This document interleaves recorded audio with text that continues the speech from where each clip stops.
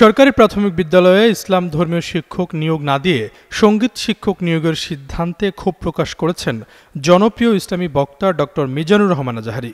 বৃহস্পতিবার এক ফেসবুক পোস্টের মাধ্যমে নিন্দা প্রকাশ করেন তিনি। পোস্টে আজাহারি লেখেন, আমরা গভীর উদ্বেগের সঙ্গে লক্ষ্য করছি দীর্ঘদিনের দাবি থাকা সত্ত্বেও প্রাথমিক স্তরে ইসলাম ধর্মের শিক্ষক নিয়োগের বিষয়টি উপেক্ষিত থেকে যাচ্ছে, অথচ সঙ্গীতের মতো একটি অপ্রাকৃতিক বিষয়ের জন্য আলাদা শিক্ষক নিয়োগের ঘোষণা দেওয়া হয়েছে, যা আমাদের মতে সম্পূর্ণ অযৌক্তিক এবং জনমত বিরোধী। আজাহারি আরও লেখেন, এই দেশ মুসলিম সংখ্যাগরিষ্ঠ হলেও প্রাথমিক স্তরে ইসলাম শিক্ষার জন্য কোনো বিশেষায়িত শিক্ষক নেই।